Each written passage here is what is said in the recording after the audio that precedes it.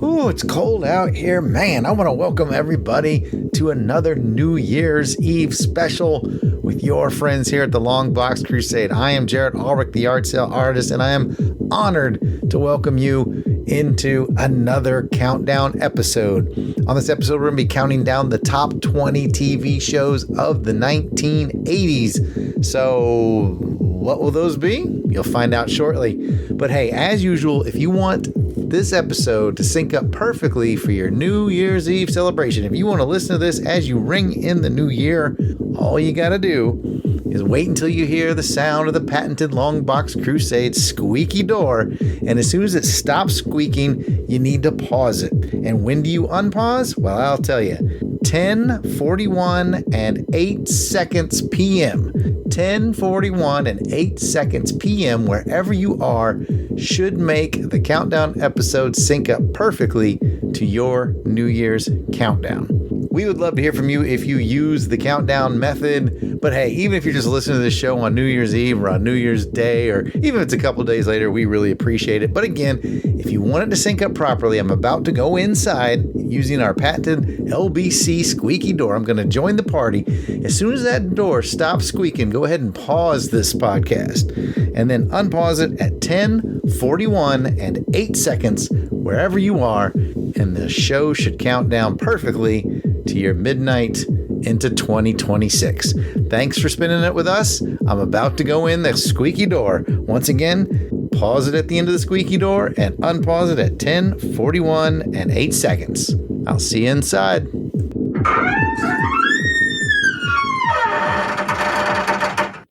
Oh my goodness, welcome back to another New Year's Eve party here at Longbox Crusade headquarters. We are getting down. You can hear in the background, Joe November is on the ones and twos. And you know what he does when he takes a break? Because, you know, Joe November likes to get out and dance a little bit too. You know what he does? He takes that little switcheroo knob and he switches it right over to Q1065 for great 80s and 90s hits. So, you know, we've got them in the background. We got Joe here.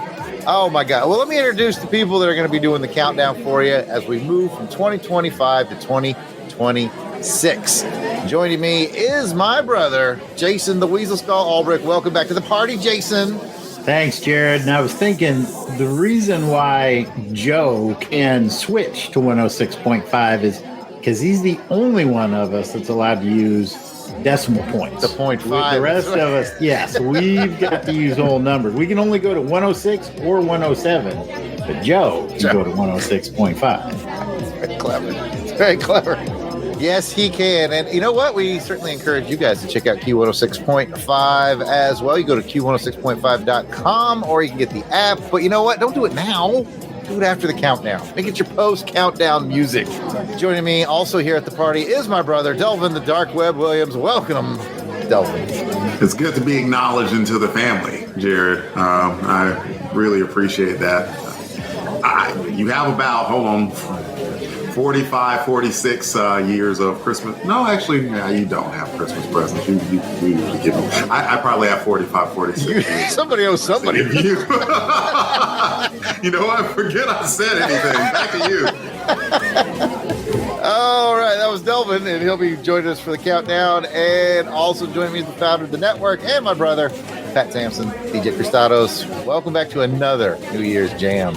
Yeah, wow. It is so fun to be here. I love the New Year's. It's like that time of right between things ending and a new beginning, you know? It's almost like it's a new year. This is what it is exactly. Oh. Okay. Well, you know, then it's that fun, cool feeling. And I'm so excited to be here. We got, like you said, Joe's on the ones and twos. As we were prepping, we were listening to Q106.5. Mm-hmm. Joe had that cranking, and man, some of those 80 tunes, 90s, man, I love it. Just got me pumped for this New Year's Eve party. As soon as they came on, man, like just lights were going up, which is late because this is a couple weeks after Christmas. One full week after Christmas. One full week, yeah. Oh, speaking about like, Clinton. Just Jarrod said he'd put them away because he put them up. He's going to put them away now. Mm-hmm. Okay, thanks. Yeah, so Clinton's been helping put lights and stuff away. Jim been out there. He's dressed as Firefly, which is cool. We saw Joe. We've seen. Hang on, I don't want to say her name too loud. Mary Jane. I've seen her running around. I think Treetop Tommy came down from the tree to get a thing of punch. I think I saw him. I think he dropped off some Ewok jerky as well. He wanted to make sure we had that for the party. I think he raided that buffet table, though. He did. He took a lot. He did. But he's going up to his treetop, so he's gonna be up there a while. I saw Alan Porter, and he told me he was going to get the Savage Young Beatles, that tribute band that he knows, to come play later on. So that's a party, right? I saw Kathy over there, and she was talking with some of even some folks from other networks here. I think I saw Van, Flexico, John Ringer, saw Firewater dude. It's a party, a lot of friends of the LBC, yeah, just hanging out. And speaking of friends of the LBC, as this drops on New Year's Eve, maybe you'll listen to it New Year's Eve. I hope you are. Or maybe you'll listen to it New Year's Day, or maybe you just got to a little later in January. That's okay. Hopefully, if everything has gone well, you can meet up with Jim the Joe Junkie and myself at Winterfest, which is the G.I. Joe show in Kentucky. It's in Shepherdsville, Kentucky, on the 24th of January. We're doing a little G.I. Joe podcasting meetup. So hopefully all that's going well, and we'll see everybody in just a couple of weeks. Pat may be there. Pat always gives me the maybe. I'm always the last. It's just code for no, but yeah, we'll see. And I don't know if the other fellows, this is the first they've heard of it, by the way, on this recording. So we'll see who shows up to Winterfest. It's a little one-day G.I. Joe toy show, Shepherdsville, Kentucky. Which G.I. Joes are from Kentucky? That's a good question. The website is actually GIJoeWinterfest.com. With no periods or anything, just GIJoeWinterfest.com. Check it out. It's a small show. It's a one day. I don't even think you buy tickets online. I think you literally just pay at the door and go in. And Shepherdsville is a neat little town. So hopefully you'll be able to join Jim, myself. I heard rumors that Bradley Dello might be there. We're trying to get Gary V. We're trying to get Joe Slepsky from Joe on Joe. And just any LBC folks that love G.I. Joe, meet us there. Be fun. All right. Ooh, hey, well, before that, guys, speaking about Joe stuff, Orsted's here. He's dropping off some shrooms for us. He put them on the cocktail, out on the table there for us to eat. So he said, make sure we give them a try before midnight. Here's the thing. I saw him drop those off, right? He dropped off. They were nice. They were high class. They were stuffed and baked. Oh, yeah. Much like Orsted. Yeah.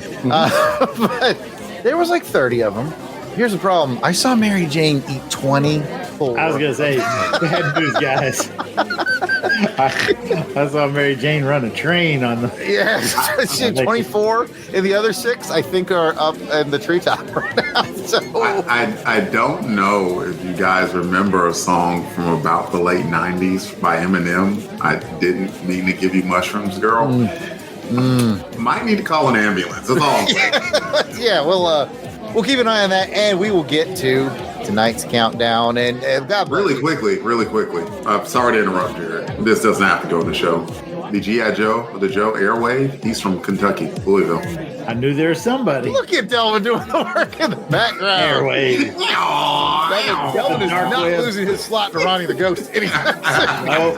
He's up this game tonight. All right. Well, you know what? You guys have been hanging in there listening to our jibber jabber. We are counting down the top 20 TV shows of the 80s as voted on by you, our listeners, our friends on social media. I did that thing I do every year. I put it out there. I did it back in March, April. I said, hey, tell me what your top 3 TV shows of the 80s are. And then, please share this so we get I want to get a lot of data so we can just kind of make a list. So it's not a scientific list. All I do is go through all the replies. And every time a show is mentioned, it gets a point. And then I add up all the points, and whoop, that's how the list is made. It's not scientific. It's not good, but it's fun. So, what's the sound the list makes? Yeah, you like that. So, you know what? We're taking it easy on the fellas. Last year, I had them listening to sound clips and texting and answers. And I think Jason won that. And I think Delvin did surprisingly well. We all thought he was going to. I was shocked. I was getting worried. He was guessing someone. He's pulling them out of his 4th point of contact. I just, Yes. The 80s movie one was fun. Jason won. I think Pat came in second place. Pat was only behind by 2 points. And then Delvin was only back from Pat 4 points. It was not as big of a spread as we thought. So we're going to take it easy on the fellas this year as we count it down. They have not yet seen the list. So here's the slightly fun game we're going to play. You guys can play along at home. I'm just going to keep, as usual, I'll pitch it to one person so we don't have to have four people's thoughts on everything. It's going to be a really long show. And I'm just going to give them a clue. I'm just going to give that person a clue, see if they can guess it. If they can't guess it, they can go to their friends. They can go to Jason and Pat and see if they can guess what it is. And I've randomly picked an order, and ironically, it's, if you were watching this, which you're not, it's counterclockwise. It's Delvin and then Pat and then Jason. So Delvin, you get to go first. You ready to talk about number 20?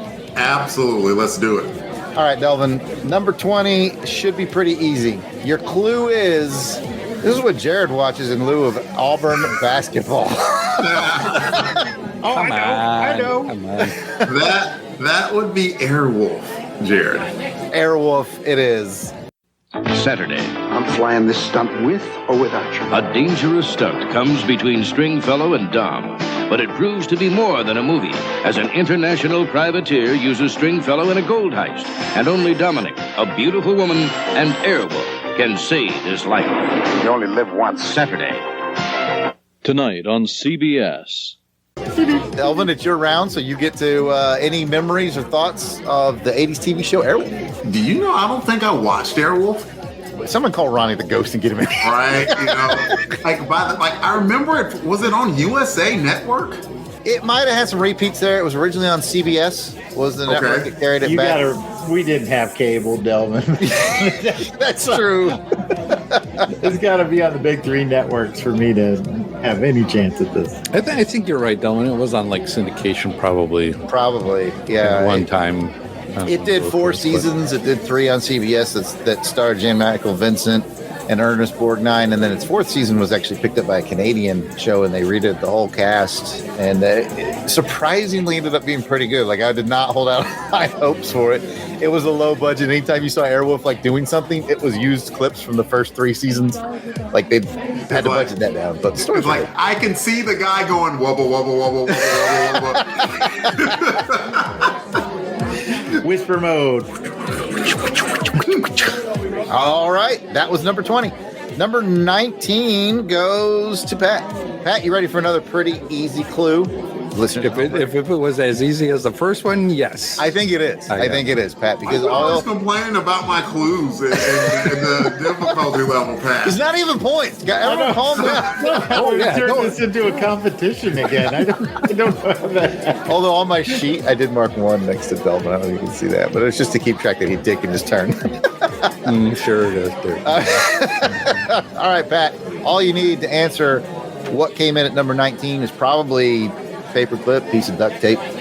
Oh, I think I know this one. Oh, I see a lot of heads nodding. Yeah, I think I know this one. I'm going to say MacGyver. Wednesday. MacGyver can do miracles.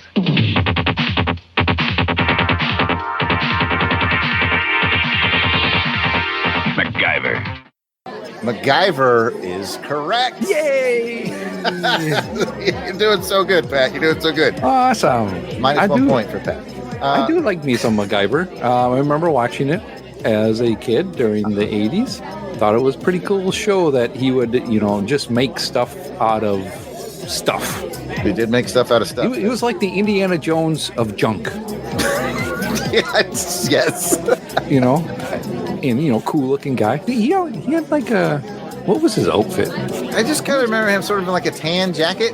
Yeah. Kind of a leather jacket deal. Yeah, that's what I'm saying. Kind of like an Indiana. Yeah. Just a no nonsense kind of looking guy. And who was that? That was Richard Dean Anderson. Richard Dean Anderson. Yeah. Became famous on Stargate. Was sort of his second big show. So, listeners at home, do you know him from Stargate, or do you know him from MacGyver? And anybody else here on the panel have strong MacGyver?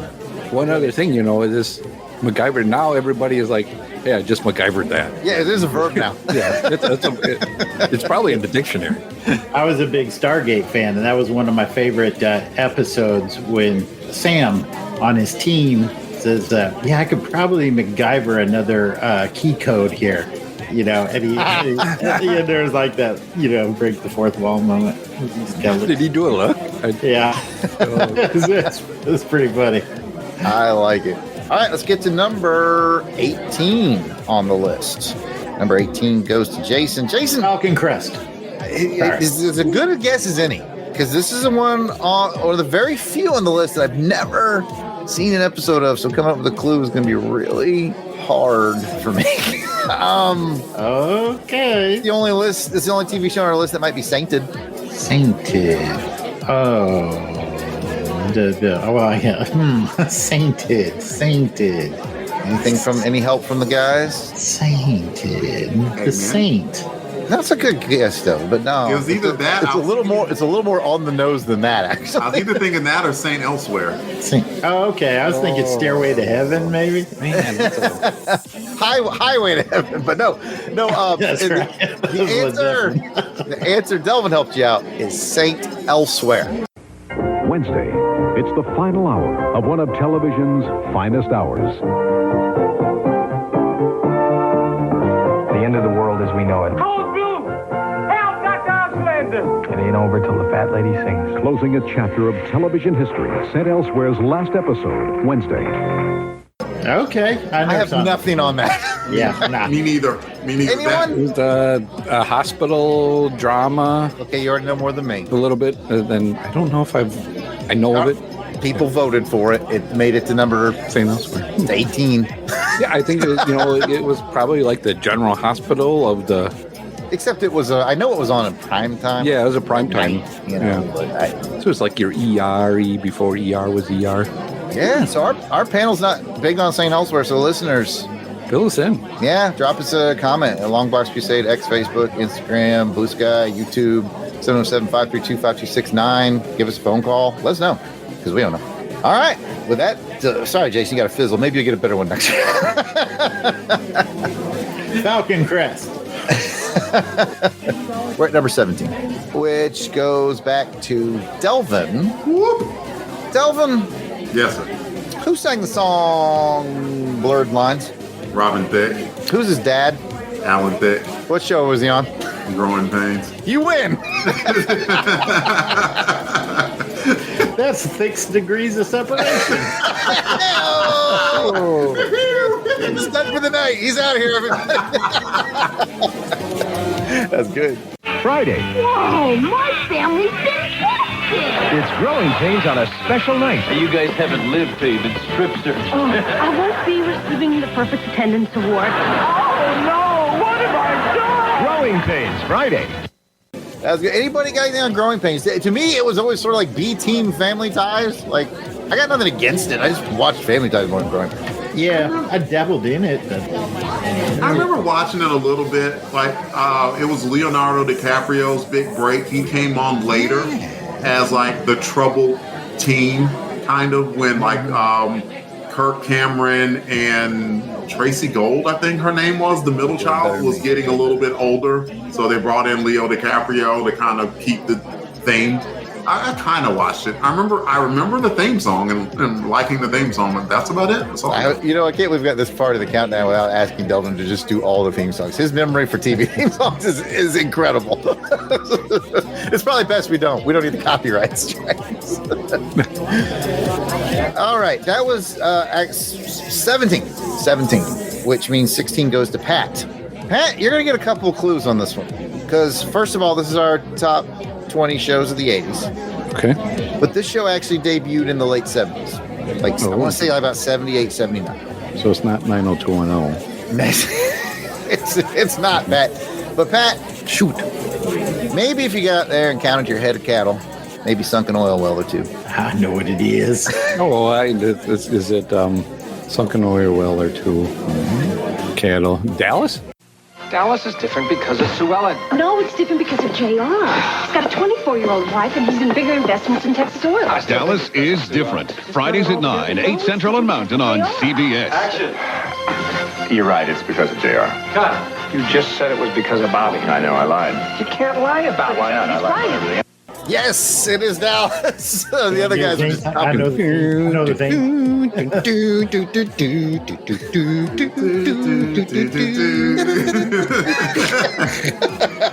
This is like Dallas was Thursday night, I believe, prime time, possibly. It could have been a Friday night too. Mom and Dad never missed it, man. My parents watched it. My parents did. Well, I guess my mom probably did with my sisters, watching the Dallas in that. So it was like Dallas and Jason mentioned like Falcon Crest. Mm-hmm. I think they were back to back. Yeah. Who shot JR? I don't remember. Well, fun fact, Jared. I think it was a woman. I think it was a woman who shot him. I could dark web it. I thought it was just a dream. You know what? I distinctly remember watching the episode where it was a dream, where it was like what was his name? Michael Duffy? Is that right? Michael McDuff? Is it McDuffie? Patrick McDuff. Is it Duffy or McDuffie? Duffy is Duffy. Pat Duffy was in the shower. Like he was like, oh, it was just a dream, right? And because he had been hadn't he been killed at one point? And they all had. Anyway. I got an answer for you, Jared. What you got? On the CBS primetime soap opera Dallas, Kristen Shepard shot J.R. Ewing. The plot twist was revealed in the November 21st, 1980 episode titled Who Done It? Kristen was J.R.'s sister-in-law and former mistress, and she shot him in a fit of anger. She then tried to frame JR's wife, Sue Ellen, for the crime. That's who I thought it was. She did a good job. It worked on me. Scandalous.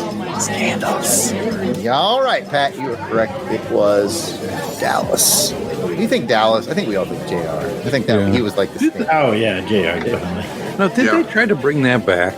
They tried to bring everything back. I think they tried to bring that one back. They did. There was a Dallas remake, and I know absolutely nothing about it. But I just remember, like, oh, they tried to bring this back. But.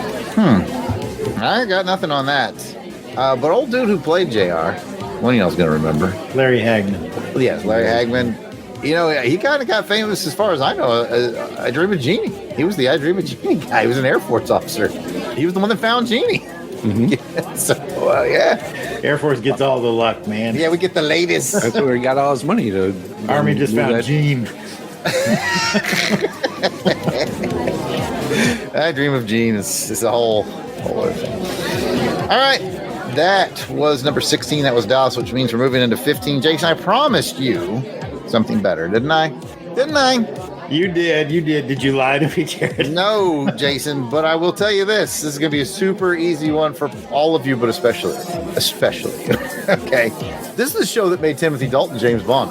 This is the show that made Timothy Dalton. Oh, Remington Steele. Correct, yes. Okay, gotcha. All right. By popular demand, Remington's back.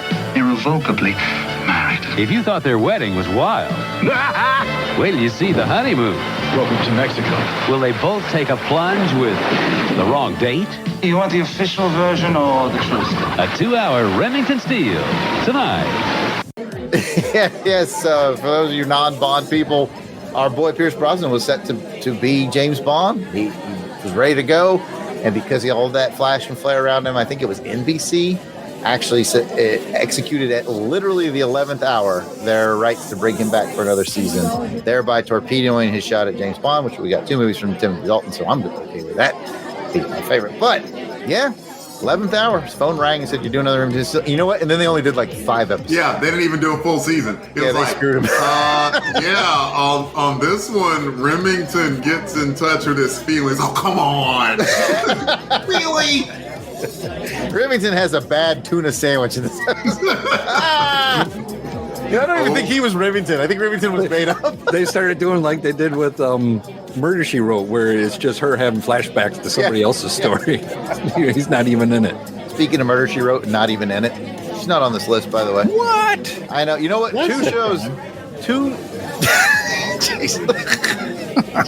Jason dropped a punch. Jason's on it. I think Jason's been eating those mushrooms. Yes. 2 shows didn't make this list that totally should have. And one was Murder, She Wrote, and the other one, Don't Be Looking for Knight Rider. It's not on the list. What? I thought this was America. It's not, apparently. Oh, maybe it's because he went German. Look for Nachtreiter. I'll take a look. All right, Remington Steele was at 15. You know, for being such a Bond fan, I am very deficient in Remington Steele. Like, I saw a few episodes as a kid. I need to sit down and really, really watch that show. I had a post on X that that really liked a couple of weeks ago where I said, I'm considering just bootlegging them all, downloading them off of piracy sites, then I'll call it Remington Stolen. That's a good one. I'm here for all those bad puns. But yeah, I wish I'd watched it more as a kid. Anybody here watch it a ton or no? No. I'm kind of with you. I did watch it, but I think I was at that age. It was a little bit more mature than my maturity level at that point. Yeah. So we maybe should still avoid it. Yeah. Let's all still steer clear of Remington Steele. That's hard to say, by the way. Steer clear of Remington Steele. All right, Remington Steele came in at 15, so now it's time to get to 14. I think we're back to Delvin. I'm trying to think which clue I want to give you. I got a couple right around in my head. Okay. I'll let you pick, Delvin. Do you want the category to be place or food? Food. Cat. Alf. Correct. It's Alf. Monday, when the family's away, Alf's gonna play. And it could be risky business. Did you eat everything in the house? Including Lucky. It's a fur ball. I was hungry. Will Alf be accused of caticide? Monday. Alf comes in at number 14. What do we got on Alf? You got anything on Alf? What I will forever remember about Alf is that my Uncle Doc loved Alf. It just cracked him up. It was right up his alley. I watched a decent amount of Alf. I'm pretty sure I remember even watching like that just absolutely crazy last episode where apparently they like caught him or something, and it was like, what? I didn't know that. You don't make me go back to Google. No, you don't have to. I mean, we believe you. My biggest memories of Alf, of course I watched it as a kid here and there, but like I remember my best bud in Germany, Steven had a talking Alf doll. You could pull the string and he'd say, let's check out the fridge, and other fun phrases that Alf would say. That sounded like Beavis. Yeah, my Alf is not spot on right now. Let's check out the fridge. Is that on here? You know what, though? Not too long ago, just a couple of weeks ago, people listened to us talk about Alf because it was on Crusade Miss, right? Yeah. Our boy Aaron Bossick brought us some Alf. Comic books. So you want more Alf and you haven't listened to that, just go back and find it. Pat, I think it's your turn. We're going into number 13. I'm ready. Number 13 is the easiest clue of them all. Number 13 should have been Delvin's. Is that the clue? That's the clue. What? Of the mall? Oh. Should have been Delvin's. Transformers? Transformers is correct. It's the incredible adventures of the Transformers. Heroic Autobots battle evil Decepticons Monday through Friday. The Transformers, weekdays at 4 on TV 29. Yes. I was going to say the price is right. I wasn't thinking, I guess, you know what? I wasn't thinking of cartoons. I guess I will say this, Pat. It is the only animated show on the top 20 list. It's the only one. So that threw me off. Effing right, Jarrod. Effing right. You know, Ronnie the Ghost would have supported G.I. Joe, I think. Do I got memories of Transformers? Of the comics, clearly. Maybe by this time, maybe 65 issues I know now or more. Probably. But yeah, the cartoon definitely was watching it when I could get home from school and watch the Transformers. I wasn't that super big into it, but if it was on, I'd watch it. Same. I mean, G.I. Joe is my primary. Yeah. But if I caught Transformers, I'm not changing the channel. No, I wasn't changing. Because I know they don't show them at the same time. So, as I recall, that was one of those that was on cable, right? We couldn't watch it on, or was that on? No. Some remember stations played it as an after school. Yeah. Okay. Maybe then on like Saturdays or something too. It was on.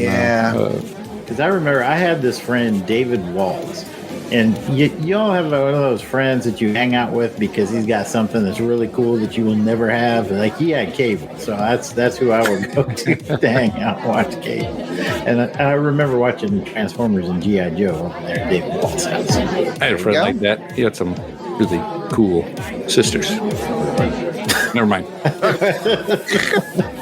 Hold on. Well, let's move on. Let's move on to number 12. Just back to Jason. Oh, man, my clue for this one is really easy too. But you know what? Jason's not going to complain about easy clues, is he? Jason, I just give you the easy version. This show launched the career of Bruce Willis. Oh, that would be Moonlighting. Hi, Maddie. Hi, David. They're just a couple of private eyes. I'm a girl watcher. You can optically assault her. What's to stop you from leering at me? Moonlighting. Moonlighting is correct at number 12. Jason, thoughts on Moonlighting? I liked Moonlighting. That was one of those that was, again, a little bit more mature. It was kind of soap opera-y a little bit, but I liked the detective element of it, too. I was kind of into those detective shows, going back to Murder, She Wrote. Can't believe she didn't make it, but I think Moonlighting was that was a fun show. That was one where I was kind of getting out of the Dukes of Hazzard and those my younger days, and to the more mature shows. I recently did a rewatch of, I don't know how many seasons it did. I did 3, and it gets really bonkers in season 3. They start breaking the fourth wall a lot in season 3 and stuff. It gets really weird, but still a fun show. Without it, we might have never had Die Hard. Yeah. You know what they say, Jarrod? Some fly by night, some fly by day. Moonlighting strange. I was saying, if Delvin wants to sing it, Jason's got it. We just met on the way. do. Ah! The high F, man. I lost track. Oh, Delvin's next. Delvin is next with number 11. Well, if Jason gets an easy one, we might as well give you an easy one. All right, Delvin. Number 11. If the producers had been very happy with Eric Stoltz, we would have had an Eric Stoltz-fueled Back to the Future trilogy, but we didn't because this young actor just won everybody's hearts. Family Ties? Correct. Wednesday, Alex is jumping and about to crash. You're completely out of control. I'm fine. Could he be hooked on drugs? A very special Family Ties. Coming in at number 11 is Family Ties. Of course, I'm talking about Michael J. Fox, the incomparable Michael J. Fox, breakout star of that show. But you know what? Michael Gross did all right for himself with those Tremors films.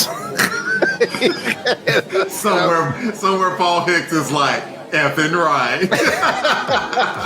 But you know what? It's Delvin's round. Thoughts on Family Ties? I remember watching it like in kind of as a kid, I was not thinking these big words, but mentally juxtaposing it with Cosby Show. It felt like White Cosby Show, kind of. I would love to go back and watch it again because I know, Michael Gross and Elise, his wife, whose name I'm not going to remember. Meredith Baxter Birney, they were highly liberal, and Michael J. Fox was super conservative because I remember when Reagan won again or Bush won or something, and they actually rolled that into the show where Michael J. Fox could not have been happier. And so it would be interesting to see now, the dichotomy of it, I guess. But it says a lot that I remember the off-character Skippy. I remember Justine Bateman was in the show as well. There's a younger sister whose name I'm not going to remember. So Tina Yothers? Oh my God, dude, you're all over it. Yeah. So I remember it being a very, very good show. I wish I remember more about it, but I remember liking it. I remember the one thing I remember from it is the episode where they're having the new, she was pregnant and they're having the new baby. And they're like, oh, she's having a contraction. And the mom said something to the two daughters, whose names I'm not going to remember their character names. She was like, daughter 1, daughter 2, how far apart are they? And Michael J. Fox's character said, about 3 feet. It was pretty funny. Anyways, that's number 11, Family Ties. Delvin, you want to sing the theme song before we go? What would we do, baby, without us? Jason dropped the shot of the nah. And then at the end, that was the first one where it's sit, Ubu, sit. Good dog. Oh, we're just having old guys having a good time on this one. Hope you guys are enjoying the countdown. Family Ties came in at 11. Time to go to 10, and it's back to Pat. Okay. Ooh. Pat, this was an interesting one to me because this was a show that I kind of remember, but we're in the top 10. Okay. This show cracked the top 10, and I was like, do you think I remember it? Here's your best clue I'm going to give you, Pat. You might need some help. We might need to chat this one out. Okay. It's a bring back of a show that was extremely popular in the 60s. Bring back of a people. Yeah. In fact, in the 60s, the show was called This. And then in the 80s, it was called New This. And I think I maybe have seen 1 or 2 episodes, but man, people voted for it. The name New was in it? Yeah. New Warriors, dude. Come out the flesh. That's what There you I was go. thinking too. If you need it, I mean, I can hit another clue for you that's going to Yeah. But the boys here got nothing. They're all looking contemplative. I'd like another clue, please. Okay, this one's going to break it wide open for you. Because I can't tell you. I could not tell you who hosted the new version. Oh, was it it was a TV show? Or was it a game show? It's not a game show. The new match game? It's not a game show. Stop putting new in front of game show. All right. The host of the original one from the 60s was Rod Serling. Oh, the Twilight Zone? Yeah, apparently in the 80s they had new Twilight Zone night. I missed it. I feel like I've saw Wow. Harry Parker is afraid to take a chance. Miss Parker, do you want to sell this house or not? Herein lurks the mystery of the unknown and the cause of her fear. Colleen Dewhurst is a woman whose friendship with a little boy changes her life forever. Miss Parker, Brian's dead. You won't leave us, will you? On the Twilight Zone. Saturday at 5 on Channel 11. I couldn't believe top 10. The new show? Well, they had that. The movie, the Twilight Zone movie, came out, and that had some good short stories. I mean, the movie was good, but there was a literal catastrophe. Yeah, there was some good stuff in there. Yeah, interesting. That stunt went wrong, and it killed Vic Morrow, and I think one of those kids too. The helicopter. Yeah. True story. I brought the Happy roof New down. Year, folks. Yeah, Happy New Year, everybody. Oh wait, like some director called it was, a whole Michael bunch Landis. of crap. Yeah, I remember that. Called a whole bunch of crap for that. Yeah, it was a tough time. But yeah. Now you mention it, Pat. That would explain the resurgence. Like the movie came out in the very early 80s. Yeah, I'm just thinking maybe it did. But, even back then, though, I do remember just I'd say I'm looking it up now. 85 to 89. You had some good 85, resurgence. You're right. 85 to 89. You nailed it. Yeah, well, it's... Look at the brain on Pat. Look at the brain on Pat. I don't know who hosted it, though. And I'm too lazy to look it up. But anyways, new Twilight Zone, y'all. I'm much more familiar with old Twilight. I haven't really watched a lot of it. Any Twilight Zone? I mean, you at least got to watch the one with William Shatner. Well, I've seen that, yeah. It's something to go back to and watch here and there.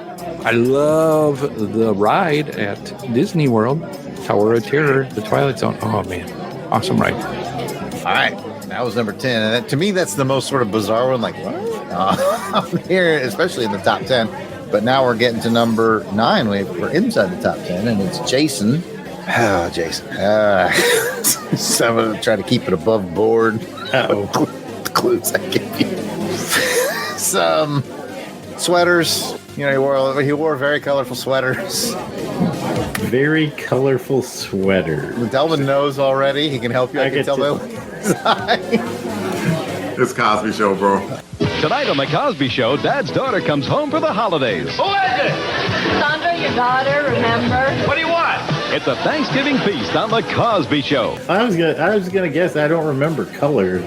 Oh God, Heathcliff Huxtable wore the. I remember wearing sweaters, but either he was wearing a black college, in university sweater, or he was wearing like a crazy colorful sweater. Like they were super popular in the black community. I don't know if they were. Oh, they crossed over. They crossed over. I had a couple Cosby sweaters in middle school. Oh, absolutely. Like it crossed over into I had a couple of them myself, or borrowed them from my brother. so yeah, absolutely, definitely the Cosby Show. All right. Well, that's what I was thinking, Cosby Show, but I remember him wearing sweaters. Don't remember the colorful. Yeah, well, it can be a touchy subject these days, but you know what? We're focused on top TV shows of the 80s that cracked the top 10, and it's a darn good show. You know what? Yeah, we can all comfortably say it was a darn good show. Yeah. Right. Yeah. And shout out to Theo. Theo, yeah. Malcolm Jamal Warner. Yes, rest in peace. I just want to mention, it's one of the earmarks of a good show is how timeless it is, right? Cosby Show is timeless. You can watch a Cosby Show and yeah, obviously it was in the 80s. It's 2020s now, so it will be slightly dated, but overall it holds. It still holds as far as the lessons, the values, all of that. It was absolutely fantastic show. That's probably, if I had to pick a TV show that I associated the most with childhood, it probably would be the Cosby Show. It was very regular in the Albrecht household. It was the one show, even if we were grounded, we were allowed to watch. That's true. My parents liked the messaging so much we were allowed to watch. And speaking of things that hold up, Felicia Rashad. I was going to say the actors. The actors are all superb. Yeah, a good cast, and I was attracted to Felicia Rashad from a very young age. But it was very nice to see her. She was in Creed as his mother. Yeah, and I was like, oh, it's so good to see her again. She's such a light, just a bright personality. All right, that is number 9, The Cosby Show. We are not going to go any deeper into Cosby lower than that. Oh, one of my favorite episodes was, and I'm just so glad even at a young age I was able to get it. That just reminded me though, Jared, I got to go stir the drinks. No, you stop it. You stop it. There was an episode, there might have been more than one, but Robert Culp guest stars as his best friend from college.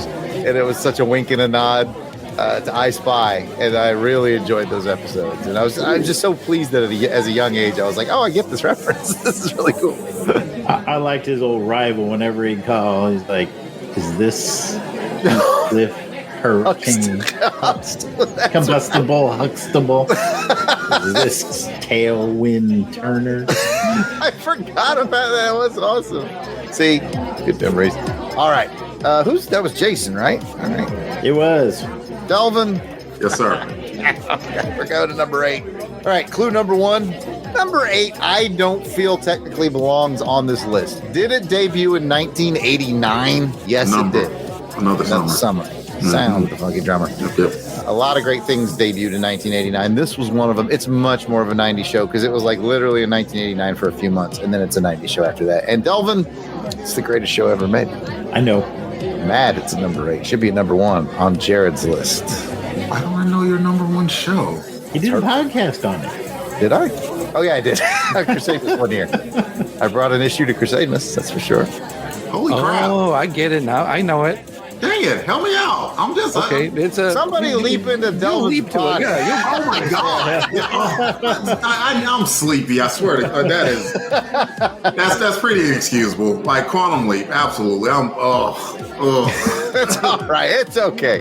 It's Quantum Leap Wednesday. It's sexy. Lick your lips and swivel your hips. It's sassy. Welcome to the best damn cat house in New Orleans. It's Sam's hottest leap ever. Oh, boy. But first, he must save her from a life gone wrong. I think she's as lost here as I am. The powerful, sensual, all-new Quantum Leap Wednesday. I'll forgive myself later. I forgive you. I forgive you. Quantum Leap is my favorite show of all time. I do consider it more of a 90s show, but Delvin, it's your round. I watched a lot of Quantum Leap. I was just intrigued by it from the start. I thought it was the premise of it is crazy inventive.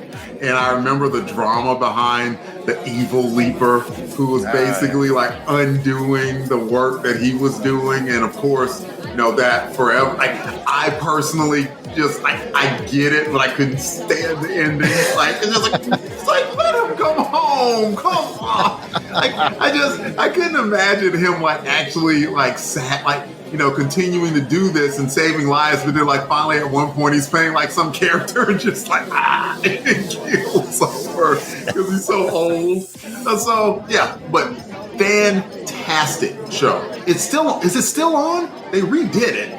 They remade it. I think the new one is still going. Yeah, I'm not sure if the new one got I'm glad they at least tried it because, like you said, the premise is so easy. It's easy. It is a fresh premise. It is iterative. It's all get out. Just as long as you're willing to do the historical fiction homework. Yeah, fantastic show. I agree. And just for those of you out there listening to our show, I did cover an issue of the comic book on Crusade Myths a couple years ago. There's only 13 issues of that comic. They're not the easiest thing to come by because they were by like Innovation, that 90s label that did a lot of property stuff. There are novels. I have about, 8 or 10 novels. I'm not sure how many there are in total, but if you need more Quantum Leap fix, I'm going on a tangent because I'm a Quantum Leap guy, but there was a kind of a cool novel too that even broadened the universe more because he leapt into Revolutionary War time. And he's like, I shouldn't be able to do this. And I'm supposed to leap within my own timeline. And in that book, they reveal that if someone has enough genetic code, basically an ancestor, he can leap into it. So he was into one of his ancestors from the Revolutionary War. And I thought that would have been cool to add to the TV show too. Quick question. Delvin kind of brought it up, and I don't know much about Quantum Leap besides what I've learned from you. If he is leaping like this, does he age? That's a good question. Was that ever answered? Does he age, or just because I guess they technically didn't answer it. So he could be still doing this. I just assumed that. Oh, he is in canon. Yeah. In canon, he is still doing this. That was the whole point of the last episode. That's an interesting concept, though. I think too is he's stuck doing this. He's doing this forever, as far as I'm concerned, according to the final episode. But that was his choice. It was his choice, and because that's what heroes do. And that's what Al's choice was, to not have him save him in Vietnam. Yep. So that he could do this. It all come back together. Yeah, like some plot point from like season 2 or 3 with Al. Not I'll give great show, man. I'll start crying. I will. All right, let's get to number 7, and it's to you, Pat. I can't think of a clue that wouldn't be super easy. Pat, if you need them. Oh, I know it. That's as far as I had to go. And I think I know this one. And it's going to take a team. It's going to take it. Yeah. There's been a time when I've desperately needed somebody to come and help me. Mm-hmm. And I had the means and all that is needed. And man, someday I wish I had a man like that. They were hard to find, but I did find them. If he ever comes up with a scheme that gets us all putting up Christmas lights, he might say, I love it when the plan comes together. It is the A-Team, yes. Tuesday on the A-Team, when punks pick on the wrong lady. They broke my mother arm. BA comes home to lift her spirits. Come on, Scooter, let's go down there and turn them guys upside down. Scooter? That's my son. It's family fun when Hannibal, Murdoch, Face, and Scooter teach the bad guys that nobody mess with my mama. Dun, dun, dun, dun, dun, dun, dun. Let me ask you guys this. Since we're talking about A-Team and there's characters, who do you see yourself as an A-Team member? In my analogy for Longbox, for us. Yeah, we know who you are then, yeah. Who am I then to you? Well, you'd be, what's his name? You'd be Hannibal. Hannibal. Yeah, I was thinking I'd probably be Hannibal. Yeah. Building schedules and keep the schemer in line. I'm definitely the most handsome, so I'd be Face. Jason's Murdoch. Oh, Jason's Murdoch all day. I give that to Mad Murdoch. Delvin's got that cool look. Really? Okay. I think Delvin deep down wanted to be BA. I think we all do. Yes, absolutely. I was. If I thought I could pull it off, I would have been BA. I would fall on that sword easily. Like, yes, I guess I'll be Mr. T. So I don't have the muscle mass. Muscle mass is the only thing keeping me back from being BA in this team. The only thing. It's muscle mass. But Delvin's kind of our face, too. Yeah. I don't know. Yeah, it's tough. And you're lactose intolerant. Who's that lead for you? Murdoch? Right? I don't know who it is. I think Jason's more Murdoch. Yeah. If Delvin gets to choose if he wants to be Face or BA, and you just take what's left. I just take whatever. Yeah, I'm good looking too. I'm good looking. I think he's DJ Christados, international man of mystery, so he has to be the face, right? Yeah, I guess. Yeah. I just really wanted to be BA. We all did. Somehow I see a T-shirt now. Kathy, get on this. Get us an 18 T-shirt. And by the way, since we are a comic book related podcast, there are comic book issues of the A-Team. I think it only went 3 issues. I found all 3 at a yard sale 1 or 2 years ago and read them. They were kind of fun. Then I realized they were kind of valuable. The first one off the rack, man. Yeah, I think the one that I got at the yard sale, like I think they eventually released it like a 3-pack where they put in a bag in the 3-pack. I think that's how it was. But I opened that sucker up, read them, and then I think I sold them. But anyway, they were fun. I liked them. Good show, fun show. I remember watching it. It was a must kind of watch show. Yeah, it was the law. Yeah, it was the law. Like everyone had to watch it. I love the various ways that they had to put BA to sleep because he was afraid of flying. Would not fly. That's correct. Fantastic show, and again, it was the law. It puts me in mind of these recent AI memes that have been going around Instagram with the cop who's like, if you do that in this county, you're going to jail. Like, if you're not watching A-Team, you're going to jail. That is that. All right, Jason. I'm trying to think of the most obscure clue I can give him for number 6. Because number 7 was the A-Team. Coming in at number 6, I feel like no matter how obscure I give a clue, he's going to get it. Jason, not a lot of TV shows feature the sport highlight in their opening credits. But this one does. What's highlight? Is it Miami Vice? Yeah. Okay. I sounded like Miami Vicey. Jason didn't even know what it was called. He got it right. The heat. Turn that up. The danger. You're busted, pal. The excitement. It's beautiful. Miami Vice on USA starts October 3rd. Yeah, number 6 is Miami Vice. Jason, go ahead. All I knew of highlight was it's a sport in Florida, and so I thought Miami Vice too. That's all I knew. I that or Golden Girls. That's right. Which, wait a minute, also not on the list. Ridiculous. Way out of line. That is way out of line. Well, Miami Vice, that was the law for me. I had to watch Miami Vice. I remember that Miami Vice came up against a show that my parents liked to watch. So every episode of Miami Vice, I had to go into the back room to watch it on the black and white TV. So on this day, I don't think I've seen one in colors. Yeah, it's a very colorful show, so we're told. That's right. So I got to see the retro versions of Miami Vice. Yeah, there was a 13-inch black and white TV like in my parents' bedroom, and I don't remember what it was, Jason. It might have been Falcon Crest or something. But we got booted out. Yeah, we got booted out. We watched it on the black and white TV.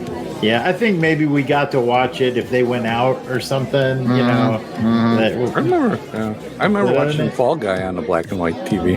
Yeah, I watched all my original G.I. Joe cartoons after school on a black and white. That was when the black and white TV was actually in Jason and I's room. It was a glorious period in our life. Wow, I grew up with a black and white in the kitchen. There you go. Watch man. WTTO, Channel 21. Watch Andy Griffith reruns, baby. Hell yeah. But Miami Vice comes in number 6, and man, I don't think we can understate the effect it had on fashion and music. Like it had a big impact on the world. I was dressing like Sonny Crockett, man. I had my pastels and my light cotton jacket, shoes with no socks. Heck yeah. Miami Vice was a force to be reckoned with. Michael Mann launched that show and launched his career. He'd already made a couple of movies, but it really, this is the Michael Mann who made Heat, like that Michael Mann. He made Miami Vice the movie too. Which somehow, you know what, we're a positivity show. I know, yeah. I thought about it after I said it. How are you going to be the guy that wants it? Anyway, I'm just going to let it go. The show was brilliant. I will put the first episode, which was a 2-parter or a 90-minute pilot, however you watched it, broken syndication for 2 parts, 90 minutes, I think they launched it. I put that show up against a ton of modern movies and be like, this is better. Yeah. This is better. Yeah. It looks great. It sounds great. It's so good. So good. Yeah, I bought the soundtrack when it came out, man. Yeah, you did. You had it on LP. Yeah. I remember. I played the heck out of that. I played the heck out of that when you weren't around. I played your LP. All right, this is not the Miami Vice Hour, but it could be. We're back to Delvin. We're in the top 5. Delvin, we've reached another show that I've never really watched, but I know of its extreme popularity. Okay. And since I don't know it very well, the really only clue I can give you is you want a very basic premise, or do you want an actor from the show? Let's go with an actor. Pretty sure it's the big breakout for Dennis Franz. NYPD Blue? I think he did something before that in the 80s. That's the 90s. That's the 90s. Oh, I think I know what it is. Yeah. Help him out. Hill Street Blues? TV's most honored drama series returns. I'll bring this precinct back to a time most of you never knew. The powerful all-new Hill Street Blues, Tuesday. Okay, I know it's a cop show, and that was going to be your other clue. Cop drama. Cop show, NBC, and that's all I know about it. I never watched it. You and me both. I know it's crazy popular. I can kind of hear the theme song in my head right now. What was the cop show? See, how do I watch the show? What the hell? It's got a catchy theme song. Yeah. I thought you were going to say Cop Rock. Yeah, I knew you were going to bring up. As soon as we came into Hill Street Blues, I knew you were bringing up Cop Rock. Geez, that might have been the show our parents were watching instead of It might have been. Yeah, I remember them watching a heck of a lot of it. And I remember them saying, Hill Street Blues. Everybody be careful out there. Remember, be safe out there. Be careful out there. That was the little kid. I wish I'd remembered that. Yeah. Just looking back right now, when you watch, like, nowadays, watching that, and I've seen Hill Street Blues, I kind of know what it is. Just the progression of cop shows over time, how they've changed is interesting. Starting with Hawaii 5-0 in the 60s. Even before that, you had what was a police car? What R54 or whatever. Just different stuff like that. Oh, the Untouchables or Dragnet, yeah. But yeah, Hill Street Blues. I know it's wildly popular, so it doesn't surprise me. It's the first one in the top 5, but it just wasn't one that landed with me. I think it was an older people show, and we were kids. I think that's what it was. Whose turn is it? Looks like Pat's turn. Hill Street Blues was number 5, so number 4, Pat.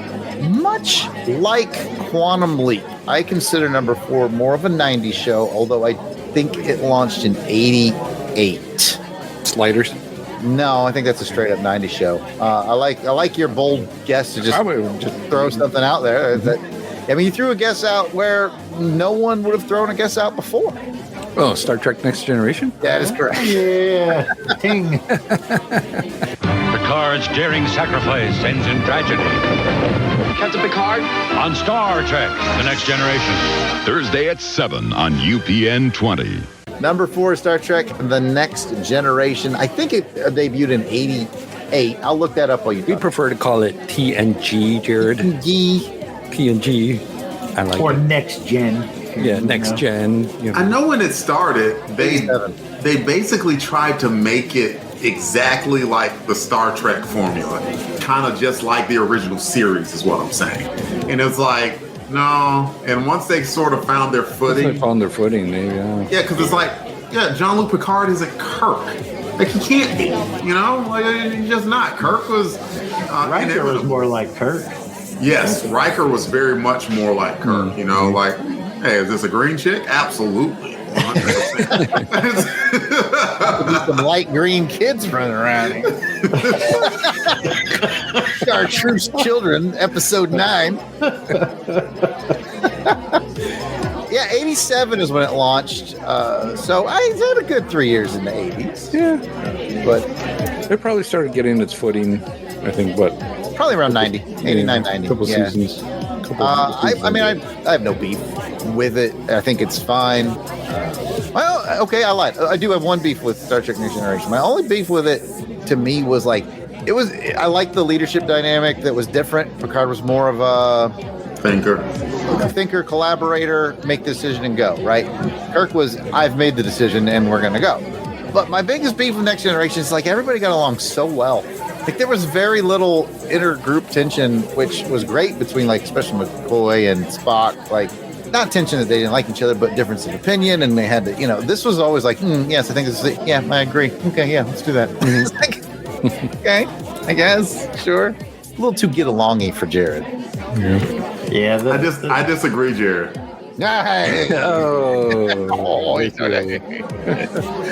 That's your round, Pat. final thoughts on Star Trek Next Generation? It came in at 4? Yeah, 4. Yeah, when it came out, I wasn't into it at the time. I wish I was. I think when I started making Star Trek a must-watch for me, it was at Voyager. So that big Voyager became the must-watch. So then going back and watching TNG, I do like it.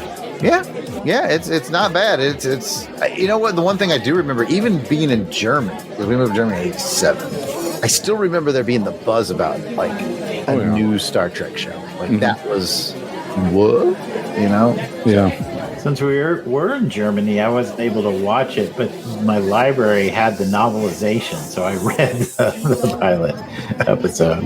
I remember like Star Trek sort of like, again, it had a buzz around it. Speaking of the library, and so I checked out this book on, it was kind of a kid's reader on sort of Star Trek, sort of the basics of Star Trek from the 60s. And I checked it out, and when I opened it up, it was an autographed copy by Gene Roddenberry.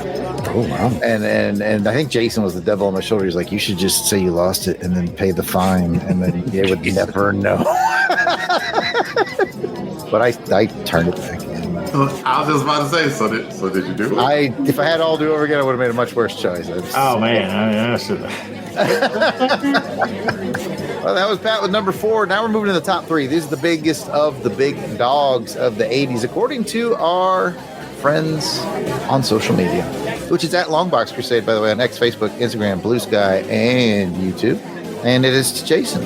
Tales of the Gold Monkey. Correct. It should be. That was a fun show.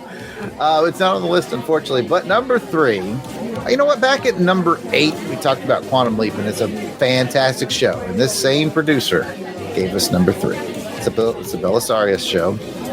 Well, he did like 40 television shows. Don't worry. There's another clue coming. Don't worry. All right. Is it Magnum? It is. Why do you seek her? Magnum moves to Wednesday nights at 9 with a special 2-hour episode. He lost her once before. Now she's back in Magnum's life, and they're both in danger. Where is she? I can't tell you that. Love is sometimes too high a price to pay. You don't know Magnum till you've seen him at his best. Wednesdays on CBS. You don't need any more clues. There you go. Well, you know, I was like, you did all that complaining and then nailed it. Well, I was thinking, I knew that one was actually, okay, so here's the thing. They recently started releasing the Belisarius productions in digitally remastered Blu-ray. So I picked up Quantum Leap when it came out. And then right after that, Magnum PI came out. So I was thinking Magnum. We're up in the top 3. I know Magnum has to be up here. Got to be up there. So that's where I went. Magnum PI is number 3. Nuns don't work on Sundays, by the way. That's what I heard. Jason, it's yours to talk about. Everybody sit back and get a drink. Oh, man, make yourselves comfortable because, I mean, look how I'm dressed. Well, you guys can't see how I'm dressed. Yeah. Listeners, Jason is wearing a Hawaiian shirt. Oh, man. Magnum was my favorite show back in the day. It was my comfort food when I was deployed to Iraq. I bought a DVD set, the complete series of Magnum, and watched it while I was downrange. And, Tom Selleck. You know, as Magnum, his buddies Rick and TC, Higgins. Oh my gosh, the dynamics between Higgins and Magnum, just precious. It was a show that made you laugh, had some poignant moments, dealt with the tragedy of Vietnam, PTSD. PTSD's nuts, I know, but lots of stuff going on in there. Yeah. So, even the Murder She Wrote crossover. I was getting some head checks too far. We're not so sure. We're checking our bylaws to see if PTSD's nuts. Well, the law was you have to do it. We skipped DVD, we can't do PTSD nuts. But yes, I agree with Jason. That it is the greatest thing about the show is it's generally lighthearted, but it had some really good, strong, deeper episodes. Yeah. And it crossed over with Murder She Wrote like that. Yeah, just a lot of fun. Carol Burnett was in there on an episode. Oh man, just not for Ian nothing. McShane. Yeah, Ian McShane was on there. That's right. Not for nothing, but just last night I watched Unlawful Entry, Ray Liotta, Kurt Russell, and old dude, something Mosley. He played TC. He was in that movie too. He played Ray Liotta's partner. And I was like, hey, it's TC. Made me so happy to see it. All right. That is number 3, Magnum PI. Let's go to number 2, which is back to Delvin. Ryan? Back to Ryan. He's another podcaster that I would confuse you with. He's a podcaster named Ryan Daly. Cheers. There we go. There we go. Wow, that was a sharp, hard walk when he got. Okay. Yes, number 2 is Cheers. Coming up next time on Cheers. What are we talking about here? A beard growing contest? You got it. A couple of 5 spots turned the next month into a pretty hairy experience. Yeah, I mean, yeah. Yes, sir. A real manly competition here. Hi! It's the Wolfman! With rules you don't normally find in such contests. No, that didn't stick. So, who'll be the big winner?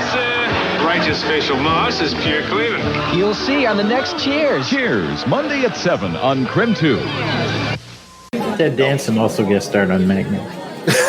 Jason's going to be dropping Magnum guest stars the rest of the episode. That's all right. We only have one left. And there was a Murder, She Wrote crossover with Cheers. I don't. It just never got published. I watched Cheers, and I think I would enjoy Cheers more now.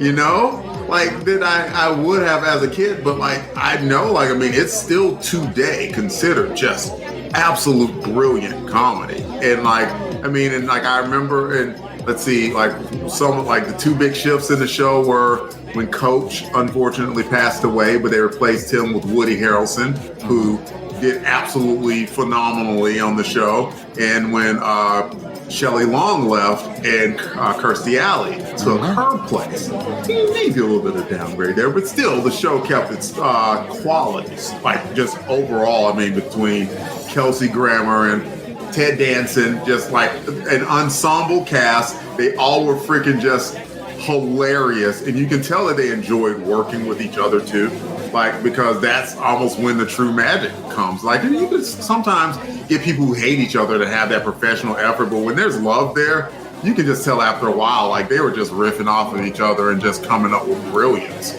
So just a fantastic show. Can't say enough good things about it. Kind of like us. We all love each other, right?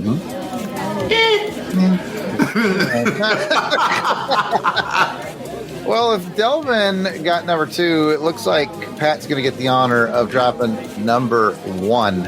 So we're at that point, folks. We're going to hit the number 1. What do you think it is? And you know what? I think we might as well just pass around the horn. You guys, we've used some process of elimination. Be interested to see what your guesses are before Pat gets tossed possibly an unnecessary clue. But we'll find out. So any guesses of sort of what's left on the table? And I tell you, you can eliminate Knight Rider, Golden Girls. Oh, I was going to say Golden Girls. Come on. Yeah, I mean, Golden Girls would have been a worthy number 1. I can't believe it didn't make top 20. I mean, but this is just people rattling shows on top of their heads. You know, this is unscientific. One of the shows that we haven't mentioned that was very popular in the 80s was Roseanne. Okay. Yeah. Roseanne.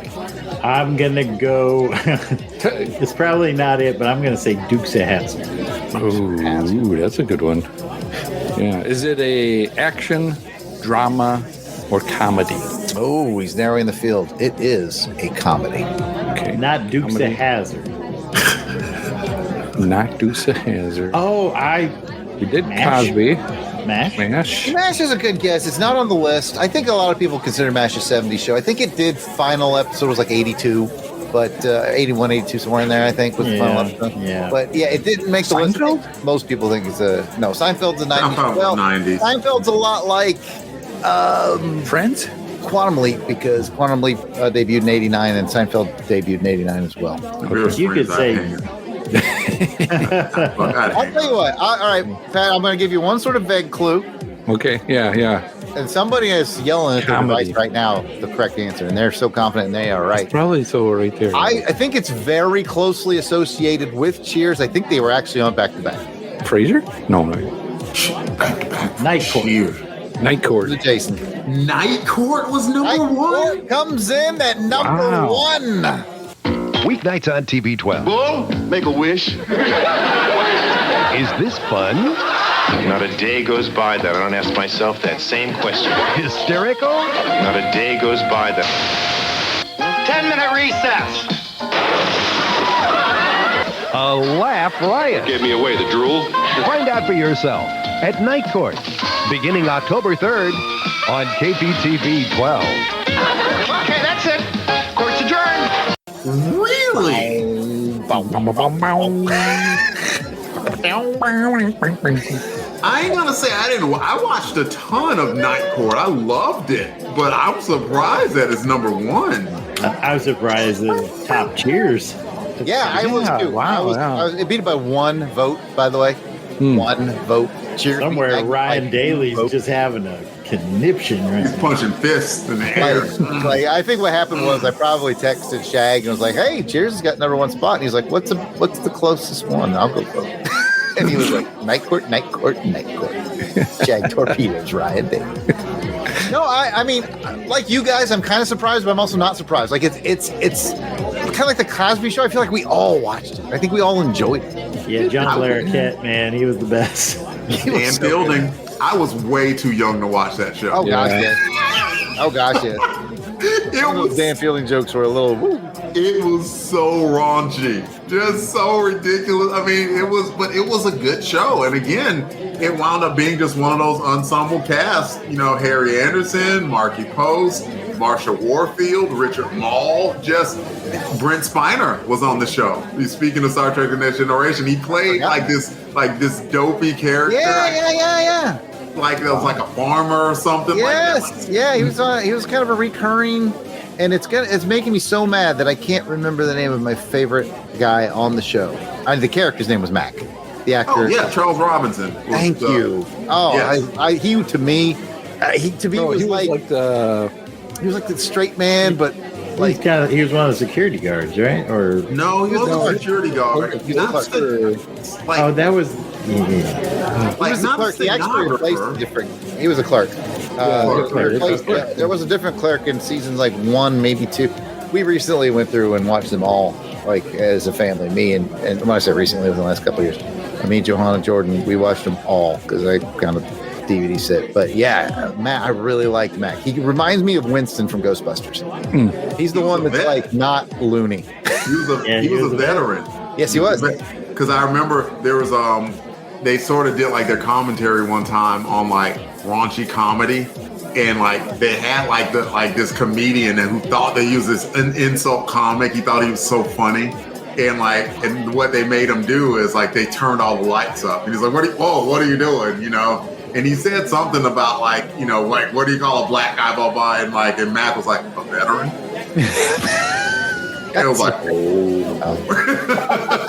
right. Yeah. Why do I remember that? I wasn't a vet at the time. I was a kid.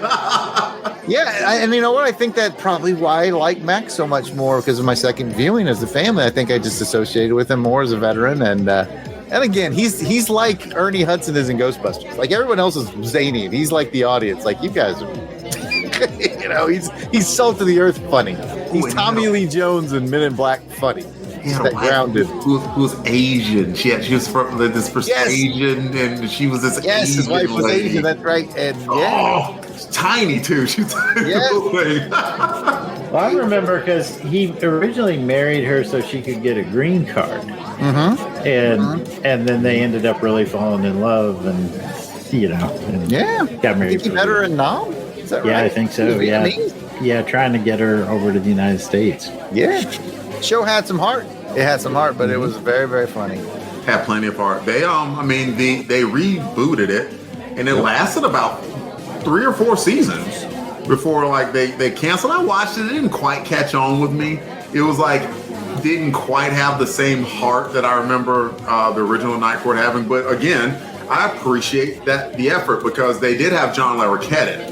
And that was one of the judge was Harry's daughter, and Harry's daughter found John Larroquette, who was not being a district attorney anymore, and basically convinced him to come back on an interim basis. But he never quite went away because he just loved it a little bit too much. Yeah. So yeah, I mean, it was delightful, but like didn't quite just have that lightning in a bottle, man. Lightning in a bottle. Yeah, exactly. You're with me. It's probably the same thing with Quantum Leap. You know, I've heard it's a good show, but it's not. You know, there's lightning in a bottle things that you just can't get again. Yeah, you can't duplicate it. I wonder what the best. We're gonna have to do a composite cast, Pat, sometime. What's the best thing that like TV show that's been remade that was like good? Like solid. No, that's a good one. Brought back Mission Impossible in the '80s, and that was still good. So maybe Twilight Zone. We talked Twilight Zone. Apparently very popular. New Twilight Zone. Oh, by the way, the new Twilight Zone series in the 1980s was hosted by Charles Ademan. That's made up. That's not real. For the first 2 seasons, and Robin Ward for the third. Those are all just words. I think that's fair. Rod Serling, and I think it got rebooted again with Jordan Peele. Yes. He's the host. Yeah. Yep, Jordan Peele redid it. So it's in its 3rd iteration. Anyway, those are the top 20 shows. If you thought it was Night Court, then you were right. And again, not a scientific poll, but man, we had some fun talking about this stuff tonight. Let's do a final round of the room on maybe some shows that you're salty were left off, or shows you were happy to see. Just kind of final thoughts, and we'll start with Delvin. Yeah, I'm gonna blank. I'm sure there's some other show that I used to watch that I love, but like the fact that Golden Girls wasn't on there was an absolute crime. Golden Girls. Like, yeah, I'm looking at you, Saint Elsewhere. You right? Yeah, like Miranda would she's the bigger TV watcher of the two of us, and she went through like Golden Girls, and like I caught a few of them with her, and like you talk about comedy that still holds up. Oh my god, solid. Them ladies were on their game when it came to comedy, man. Like I mean, laugh out loud jokes, and again. Jokes as a kid that were over our heads, but like I hear them now. It's like, oh my god, they said that on TV. What? It's fantastic humor. So I'll go Golden Girls. All right, Jason. What was the one with Rick and AJ? That Riptide. Was it Riptide? Yeah, with the helicopter.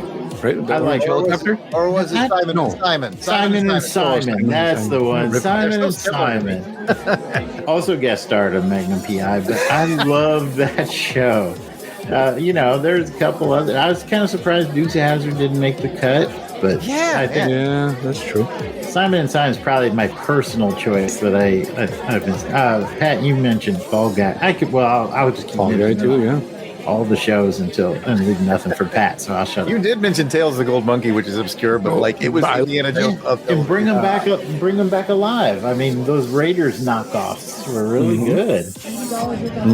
I'll say A Different World too. If A Different World started in the 80s, I don't know if it did or not. I know it bled into the 90s. That was a spinoff though, wasn't it? Of Cosby. Yeah. I mean, I was a big fan of Empty Nest, which was a spinoff of Golden Girls. I remember Empty Nest. Like, and Charlie Leisure was the Dan Fielding of that show. You're like, absolute right. Perv boy. Yes. Absolutely right. Pat, any final thoughts on tonight's list? Interesting list, and I do think it made it fun because it wasn't just your standard, here's, everybody knows these top 10. Like, we're saying, we couldn't believe it's on the list, but I think it's really cool to get that small, I don't want to say small, but that smaller population of people that responded to us and getting their thoughts on it. So it does make for like an interesting list. Yeah. It does. Like I think the heavy hitters are there, and we get some interesting outliers, and then there's a couple things are missing. I think, but whatever. Yeah, it's fine. I liked it. I think it turned out really good. Golden Girls definitely was one, and it's one that I didn't watch a lot back then, but it's one within the last few years I've watched them all. Just because Melinda falls asleep to them, and so then they're just constantly on watching those. So, oh man, yeah, a lot of good shows. Curse of the Golden Monkey, that was lots of good ones. I thought another one. I just Googled it just to make sure it landed in the 80s too. The Wonder Years. Wonder Years, very popular show, yes. Yeah, The Wonder Years was a great show. I'm surprised they didn't make it either. Yeah, Jason and I have this weird thing that I've brought up on every podcast I've ever been on. But yeah, growing up from 87 to 90 in Germany, you had one channel. They had the gall to call it the Superstation. It was the only station. Oh, and you're the only station. Pretty dang super, ain't it? So we did not get a lot of these. A lot of these I had to come to later in life. But yeah, good shows all. I'm not mad about the list one bit. Not one bit. One thing I do miss, and who knows if that could be another topic for one time, is 80's miniseries or 80's made for TV, that they used to do back then too. Those movies would be kind of fun. Yeah, I remember like Shogun. That was like 1980, and that was like in Event. Richard Chamberlain. That was like in V. Thunderbirds. V. Yeah. V was huge. Yeah, it was. Good thoughts, Pat. Well, guys, that is it. That is your top 20 80s TV shows as voted on by you, our listeners and followers on social media, except for Kathy, who once again got analysis paralysis and could not narrow it down to 3. But that is the list. We want to thank you guys for being here and sharing your New Year's with us. Guys, I think it might be time for the countdown. We should do that then. Let's count it down. 10, 9, 8, 7, 6, 5, 4, 3, 2, 1. Happy New Year! We did another one. It is the music's playing. Everybody's feeling good. It is New Year's. Everybody give a real succinct New Year's message. Delvin. Peace and happiness to everyone. Yeah, I agree. Let's have a great 2026. What you got, Pat? Oh, I'm looking forward to 2026 because it is the 10th year of the LBC. We will be celebrating that, and so thank you all for another great year of 2025. But looking forward to 2026, and everybody have a safe one, good one. Absolutely, Jason, bring us home. Yeah, thanks everybody for supporting us in 2025. Thanks to the crew here. We've been doing it we're going on 10 years now, and it's still fun. We still crack each other up. I really appreciate that. Love you guys, and love all the listeners out there that join us. Thank you. Happy New Year. Still doing it. Now would be a good time for y'all to go listen to Q106.5. Enjoy. Pain. You get some joy. In pain. In pain. Talk about sunshine. I love it.